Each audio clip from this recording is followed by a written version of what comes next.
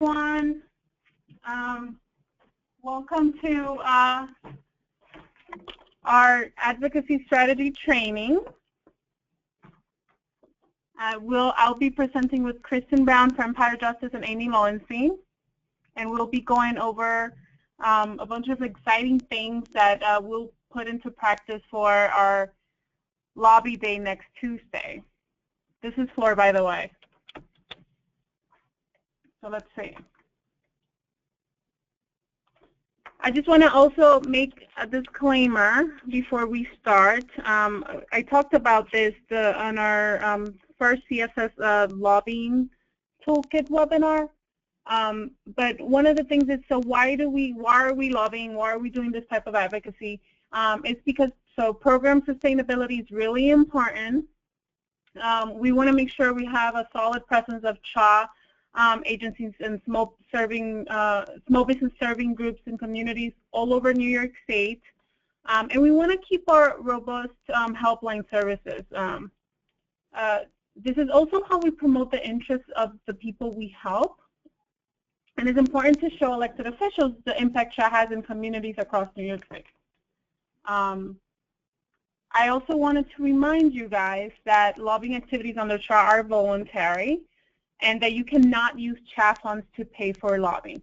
So I've gotten a couple emails asking me, hi, is CSS or CHA paying for our transportation to Albany next Tuesday? No, we cannot do that. We cannot use CHA funds to pay for any expenses incurred next Tuesday. And so it's important for you to check in with your organization to see if this is something that they can use other funds or. And so that's why it's voluntary. This is a little bit of an outline of what we will be talking about. So our CHA Lobby Day, our advocacy strategy, talking points when talking to legislators, our ask, which has changed a little bit from last time, and we'll explain why, and the day logistics. And then so we'll take the time to then answer any questions that you may have.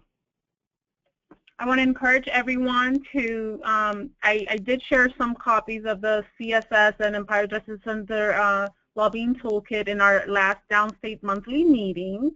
But if you did not get one, or for folks upstate, I have sent it a couple times around. Take some time to look over it. And sort of like familiarize yourself with all the resources that we have shared in that toolkit. Okay, so now I'm going to switch it to Kristen. Give us one second. Yep, we can hear you. Okay, great. Thanks, Flor. So again, I'm Kristen Brown-Lilly with Empire Justice Center, and I'm happy to be talking with you. You can advance to the next slide. So just a little bit about what the CHA lobbying strategy is for this year. If you have taken a look at the lobbying toolkit that Flor mentioned, you'll be aware of the fact that we have laid out basically a plan for how to most effectively connect with legislators that we need to understand and support funding for the CHA program. And that includes a very important piece, which is working to schedule in-district meetings, so meetings with legislators when they're home in the district, which they actually will be for quite a good chunk of time next month because of President's Week and the timing of various different things. So this is really good for you to be aware of. The in-district meeting strategy is really focused on making sure that the legislators know who the CHA providers are in their district, understand the program, know you, and understand why CHA is so important to their constituents. This helps them to recognize the name CHA when it comes up when they're in Albany and they're talking with their colleagues. It helps them to become champions for funding for the program. and it also helps your organizations with developing relationships with legislators. We understand that every organization has a different type of relationship with legislators. Some may be very well connected and connecting on a regular basis, and others may have no relationship whatsoever. So if you take a look at the lobbying toolkit, there are instructions for how to set up in-district meetings, how to conduct the meeting, what to do for follow-up. And then the other piece is offering to do constituent services staff training. And this is really intended, again, to make sure that legislative offices and ultimately legislators get why CHA is a great program. And so by offering to come in and do a staff training that talks about the types of people that you can help, the types of, and establishing a constituent referral pipeline, you can both build support for the program, but also connect with people who need services and create a sense of appreciation, very different type of appreciation in the legislator's office for for CHA work, because they'll see how effective we are and how we can really help their constituents. So our goal is with these in-district meetings is twofold. One is to build long-lasting relationships so that people, can become champions for funding for the program. And two is to more immediately educate legislators about our funding needs in this year's budget. So we can go to the next slide. The other piece of the strategy for this year is to have legislative advocacy days in Albany.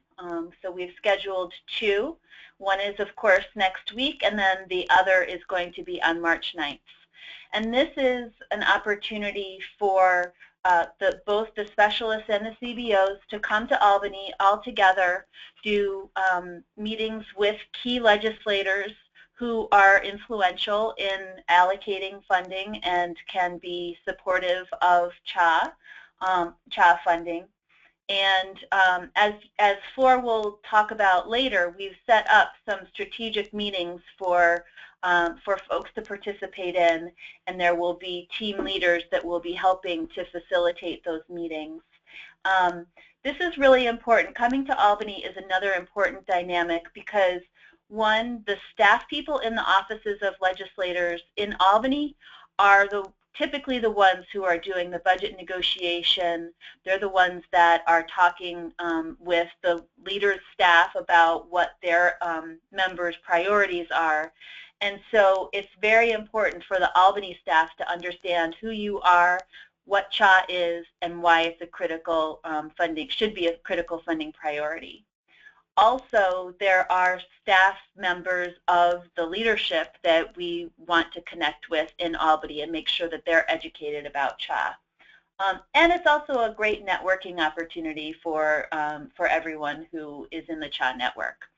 So those advocacy days will tie in and build on, hopefully, and the in-district meetings that you are doing. And all of that work is really focused on trying to create a drumbeat for support of funding CHA in the final budget.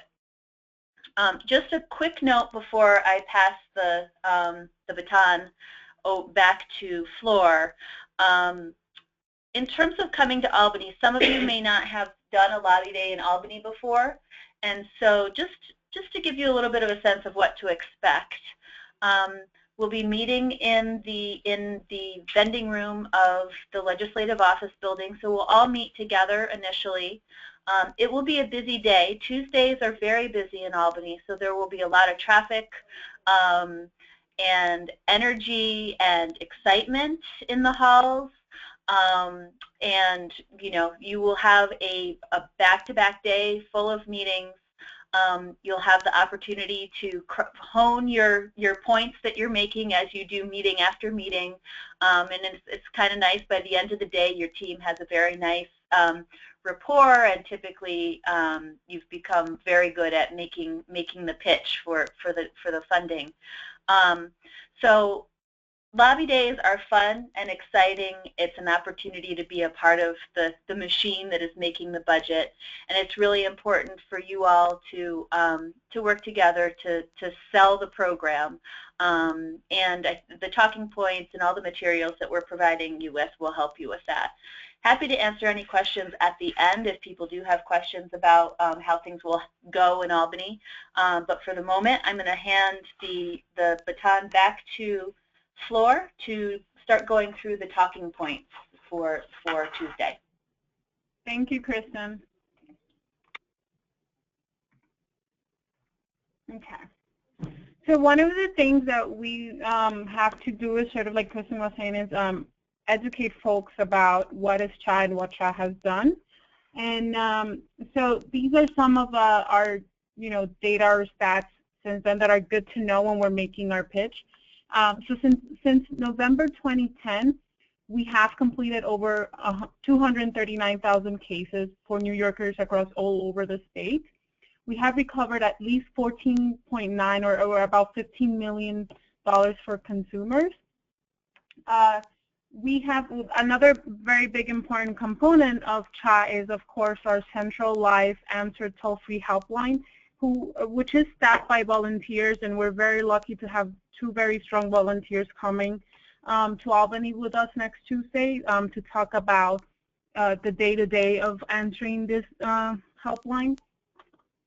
Over 138,000 cases are done at local community-based organizations such as you guys, like you guys do it, complete a majority of our cases. We have educated over 100,000 New Yorkers about their, healthcare rights and health insurance options through over 4,600 community-based presentations. So it's very important for them to understand all the aspects of CHA, what exactly we do, and how we make, impact in the community. And some people that are not familiar with CHA say, well, why is it important? Well, with almost 3 million New Yorkers insured through New York State of Health, for example, and that's only one part of why CHA is so important.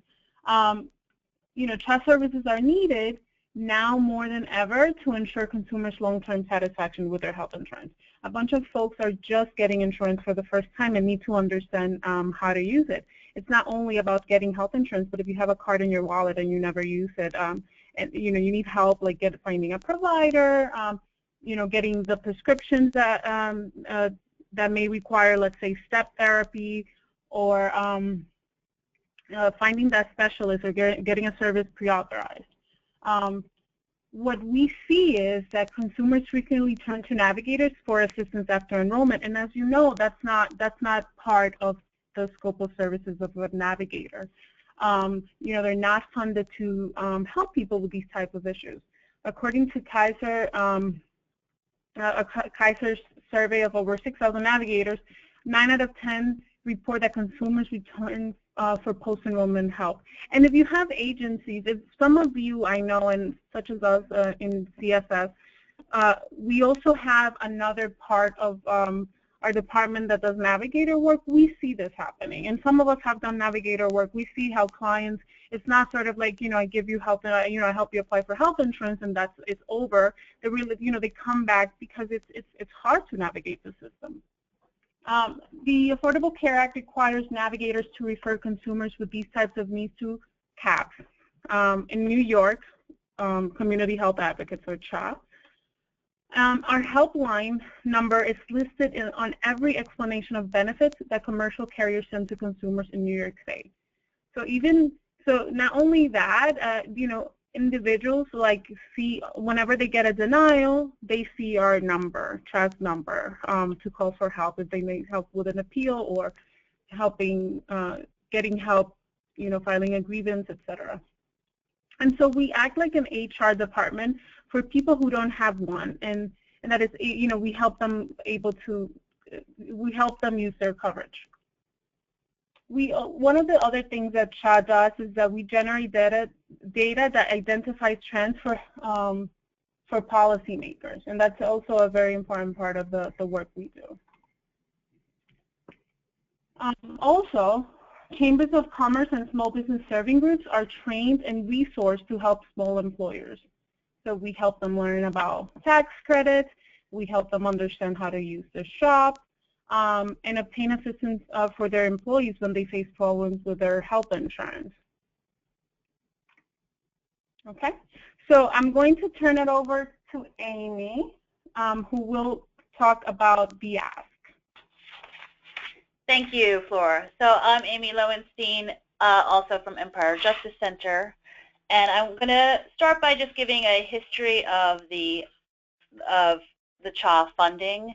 Now, this is information that you guys all need to know when you're doing in-district meetings. For the lobby days, it's probably going to be the team leaders that will do the ask and go into the history here, but it's still important information to know. So the history of our funding is that from 2010 to July 2015, CHA was actually funded exclusively with federal dollars. It was Consumer Assistance Program funding and exchange establishment grants. And New York State Department of Health administered the program, but it was, as I said, it was federal dollars. And this ended in July of 2015. Since July 2015, CHA has been funded by New York State. And that was our campaign last year to actually get funding from the state for the first time ever, which we were successful in doing. This year, our funding would expire on March 31st, 2016. So that's why we were having this campaign, to make sure we have additional funding. And if the funding were to expire and CHA wasn't in existence anymore, as you guys know, and this is important for others to know, we would lose the 27 community-based organizations and small business serving groups will need to lay off or redeploy staff. By the way, you can move the slide forward. There you go. The helpline, consumers won't be able to get access to local assistance. The helpline will be shut down, which at this point takes 20,000 calls a year. There will be nowhere for that 20,000 people to call. And of course, CHA would be removed from the explanation of benefits, and consumers will have to fend for themselves. So that's sort of explaining how CHA is critical. The next slide, which is actually this little chart, is on a one-pager that will be included in the materials. This explains CHA's history, which at its peak was about $6 million and provided services to almost 68,000 New Yorkers annually. And so the chart sort of shows how funding really affects CHA's ability to serve New Yorkers. Next slide, please. Okay, so this year's ask is going to sort of go off what happened last year. So I want to briefly tell you more details about last year. Last year, we received $2.5 million of funding in the executive budget, and the assembly put in another $500,000. So last year we were funded at $3 million, which was great. But because we had to shift from a federal fiscal year, which runs, through July to July, to a state fiscal year, which starts on April 1st, that put us with an annualized budget of $4 million, because we had to use the $3 million in 9 months. So this year, CHA is seeking $4 million total in state funding. Now, we have $2.5 million for CHA in the budget, and when we're talking particularly to the Senate, we want to ensure that they are, will support keeping that in the budget. But the message about the increase in funding is that in order to maintain our current level of services and avoid having to do a 25 to 35% cut in services, which will affect all of us, the community-based organizations, the Chamber of Commerce, we really need the legislature to put in an additional $1.5 million this year. And that will allow us to keep our current level of services. So I do want to just flag something, because the last time, if you were on our calls previously, the last time we talked, we were seeking 5.5 million total, which would have meant expanding of the work we do.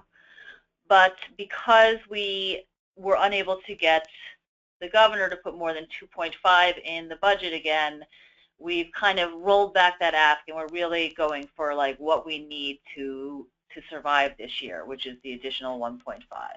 It was a strategic decision, because we were finding it was confusing the message to be asking both to survive and for the increase. So we're asking, if you look on the slide, it says we asked the Assembly to allocate 1.5 million. We're really asking the legislature. So you want to make that ask to everybody you meet with, regardless of whether they're in the Senate or the Assembly. And the ask is going to be slightly different, or the way it's framed. With the Senate, it's really, we're looking for your support, and we're looking for you to put in funding, because the Assembly did last year. We'd like you to put in funding too. We want you to tell Senate leadership how important this program is to your community, and make sure that they understand the importance of CHA. For the Assembly, and I believe we're only meeting with Assembly majority. So that's the Assembly Democrats. For the Assembly, the ask is we want the Assembly to put in 1.5 million. We'll let, because realistically, they're the ones who are going to do this. And we're going to tell them about and have a copy of a sign-on letter that Dick Gottfried, who's the chair of the Health Committee in the Assembly, Kevin Cahill, who's the chair of the Insurance Committee in the Assembly, and Crystal Peoples-Stokes, who is a Health Committee member. Yeah, she's a Health Committee member from Western New York. They all authored this letter, and they're seeking sign-ons from other Assembly Democrats. That letter is a letter of support for CHA funding at 1.5 that will go to Speaker Heastie and be used as to show, as support for trying to get the 1.5 million when they're actually get down and dirty and start negotiating the budget. So the more Assembly members, Assembly Democrats we can get to sign on, the better chance we have of influencing getting the funding we need. So what we're going to ask for there is that whether they would sign on, and if they say yes, whether we can let Godfrey's office know that they said they're going to sign on so they can follow up. If they say they're going to think about it, or more likely it'll be a staffer who says they got to get back to, they have to talk to their Assembly member, we're just going to take notes, and we're going to have a follow-up system in place.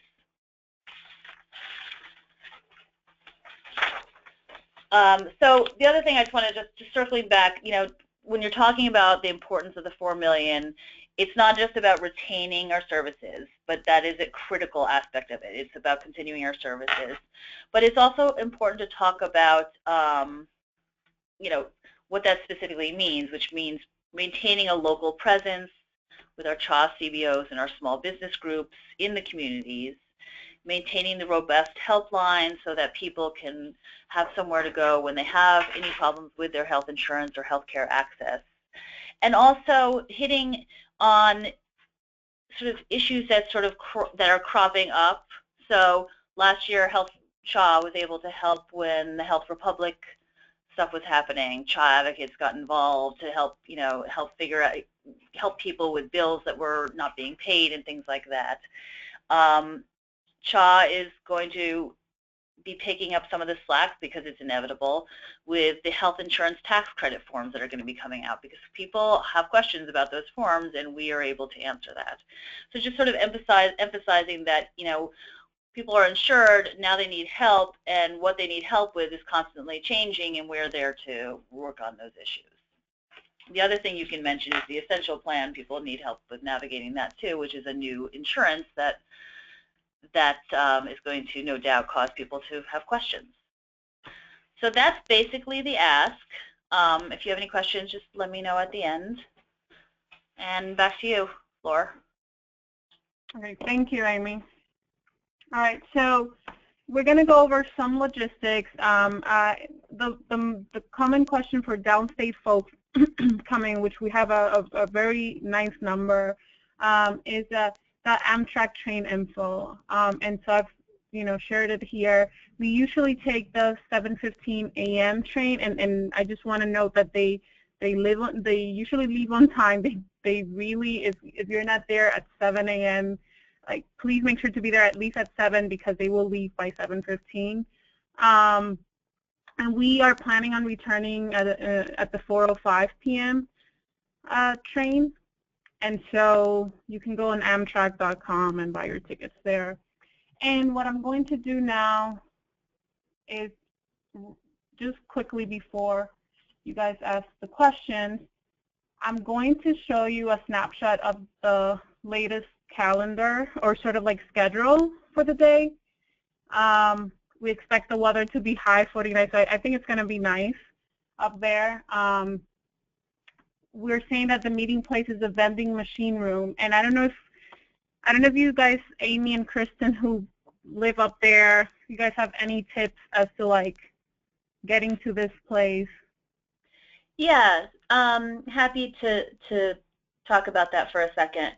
So when presumably you'll be dropped off by a cab outside of the state capitol. But for those of you who are driving and coming in, if you park underneath the Capitol and under the Empire State Plaza, it'll be a little bit different. But if you're coming in from the Capitol, you want to follow the signs for the Legislative Office Building, and that'll mean going down the escalators that are in the center of the Capitol building on the first floor, and then walking down the corridor, continuing to follow signs for Legislative Office Building. You will turn to the right, and as you enter into, there are signs over the doors that say what section of the Capitol you're in. So as you walk into the Legislative Office Building, immediately on your left there is a room with a lot of tables and vending machines in it, and that is where we are meeting. For those of you who are parking and coming in from the Empire State Plaza, if you park in the visitors parking, you'll take the elevators up to the concourse level, walk towards the Capitol, go through security, and then follow signs for the Legislative Office Building. And when you get to the Legislative Office Building, which we call the LOB, immediately on your left will be the vending room. And you can also ask people, where is the vending room in between the Capitol and the LOB, if you get lost, and all the Albany people know where it is. So hopefully that will be helpful. But you'll also have the cell phones of the people who are organizing, so we can help you. If you happen to get lost, you shouldn't get lost. It's pretty easy. You can contact one of us and we can direct you. Okay, great. Thank you. So yeah, so that's another thing. Please make sure to email me your cell phone, because we're going to add it to the spreadsheet, and we're going to be sharing this information with everyone, and having printouts for the day. We also, since we get there a little bit early, we're going to meet before we split up into teams. So that's the second thing. So we will split up into teams with team leads. And so I think that should give people peace of mind as to, like, for example, the team lead will know where to go, will be the person, making the pitch and the ask. And so we have divided the teams into Team A, led by Juan, here from CSS. Team B, I will be leading that team. Team C by Becca from Make the Road New York, who also has a lot of experience going up to Albany. Team D by Kristen. Team E, Rebecca from Legal Aid. And Team F by Amy. And so with the schedule here, there's still some changes that are inevitably are going to happen. We still have some openings. We're waiting to hear back from some people. But in essence, it's going to be a long day, a fast-paced day. We've had a very good, positive turnout of people accepting meetings with us, which is great. And so yeah, we're very excited. If you have some comments about we try to, so when we requested these meetings, we try to sort of like pair it with the organization, that is in that county that leader represents. And so if it did not happen, it was because of maybe scheduling conflicts, but we're trying, if you have any comments on this, and then just let me know, shoot me an email. Okay. So I think that was it.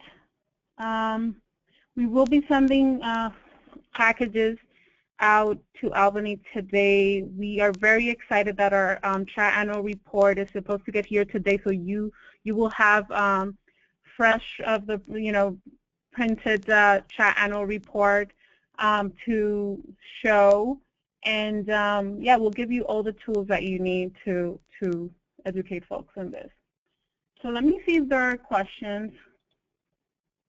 There are some.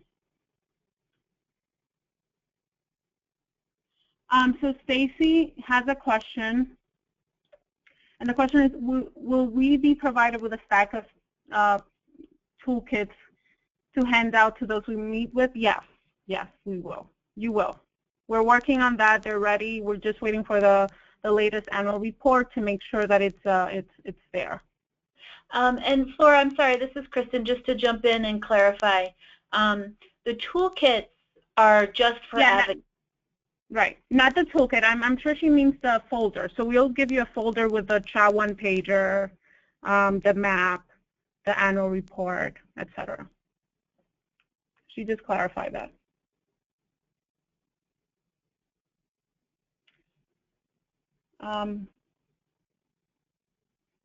Kristen, I think this question is for you. If we could only make one, so the question is, if we could only make one in-person lobby day, which would be more important day, February or March? Oh, that's a good question.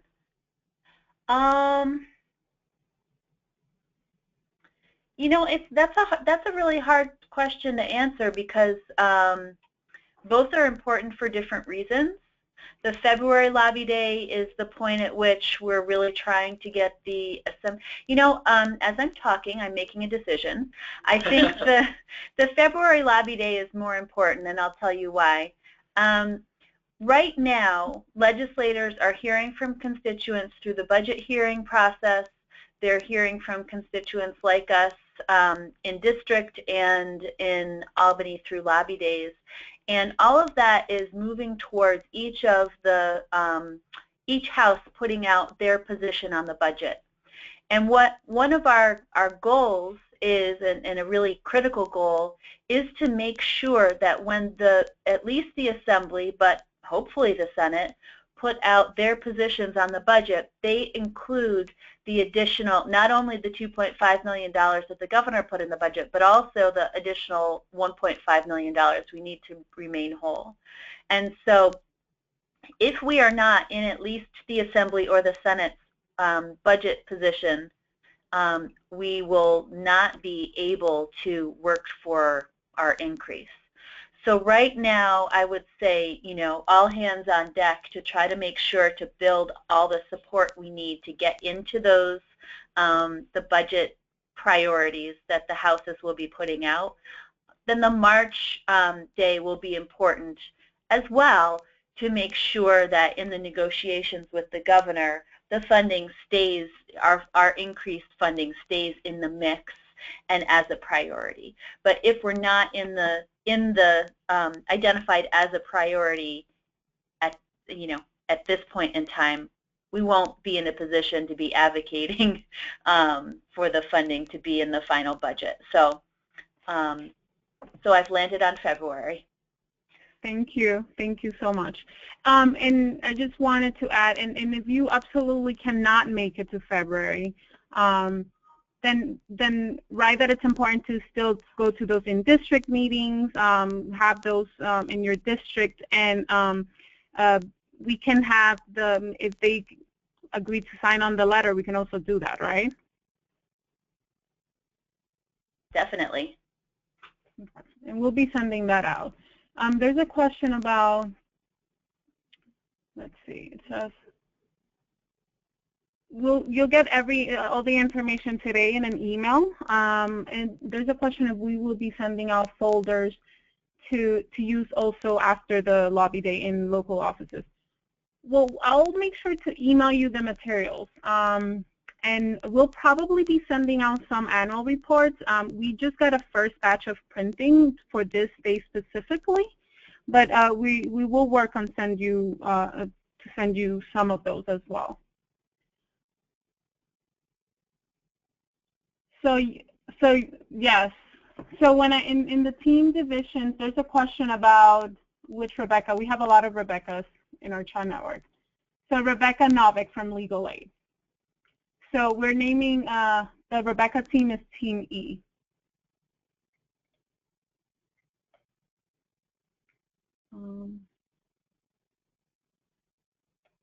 I don't think there are any other questions, Kristen and Amy. Do you guys have any last minute disclosures, tips? This is Kristen. I strongly recommend wearing comfortable shoes because there'll be a lot of walking, and the floors are marble. So comfortable shoes are very important, and yeah, just come prepared to do a lot of talking and enjoy yourselves. I don't know, Amy, do you have anything to add? No, not really, except when you're looking at, just so you know, the final assignments will be on Tuesday, so don't get married to anything you see on the screen. Yes. Things are always moving and shifting, and I know that Flora, that there are some meetings that have not been solidified yet. So yes, be prepared for some flexibility, to be flexible, but you'll have everything you need on Tuesday. Yeah. Okay. Well, thank you so much, Kristen and Amy, for helping me out with this webinar. Oh, okay, so one more question. I'm so sorry. They want to know if you guys can talk about attire, proper attire. I would recommend business to business casual. You should look presentable, but you should also be comfortable because it's a long day. So I don't know if that's specific enough, but definitely don't wear jeans and sneakers. So comfortable, professional shoes, and what you would wear to the office, but take it up a notch. Okay. And so Sudha has a question. I'm going to unmute her. Sudha, are you there? Yeah. I had a couple of questions. Sure. Of course, we can only make February 9th. And February 2nd. March 9th, 15% and growing has a city advocacy day. So we won't be able to be at Albany on that day. But to make up for that, Rehan Mahmood also will be joining me on this Tuesday. So we'll be two of us from SACS, okay? Awesome. Thank you so much. Please remember to share your cell phones, okay? In an email. Excuse me? Yes, we'll send it to you. One other thing is, in your toolkit that you sent me, I see all the senators and assembly members. Are you saying those are the ones, because there are some senators and assembly members that we have already contacted asking for meetings, like State Senator Leroy Comrie, right, and then Assemblywoman Neely Rozek, who's our Assemblywoman, and I don't know if you have David, but you don't have anything about them, no pictures, no this thing. Are we focusing, is that some reason why we're focusing only on them? I thought we were going to see anybody and everybody, all assembly members and all senators. Is that right? So this is Kristen. Thank you for raising that question because it's a really important one. What we did when we put together the list of people for the toolkit, rather than listing everyone that covers the service area that each of the CBOs serve, we tried to prioritize those that would have influence or a say in the support for CHA and the funding. So that the idea being start with those people because they're either one, among the leadership in one of the different legislative conferences, or two, a member of the health or insurance committee. So that was how we came up with the list of people that are included in the toolkit to try to focus folks' attention on those who are on those relevant committees and in leadership. So Senator Comrie, of course, I mean, I would never tell you not to meet with people who represent your district and talk to them about CHA. Assemblymember Razek as well. They're both important members and important to you and your relationships. However, they were not on the list of priority people because at least at the time we put together the toolkit, they were not on the health or insurance committees. Okay, so it doesn't hurt to see them, but it's not a priority. Is that what you're saying? Exactly. You know, it definitely doesn't hurt, and in fact, it's great that you're meeting with them. They're just not on the health or insurance committees. So, but their voices are still important. The only one that's in our district is Toby Stavisky. She's the only one that you have there, right? Who are connected to us around here. Yeah. So if you can meet with her as well, that would be great. Okay. Thank you. You're welcome. Thank you. Okay, so I think that's it then. No other questions.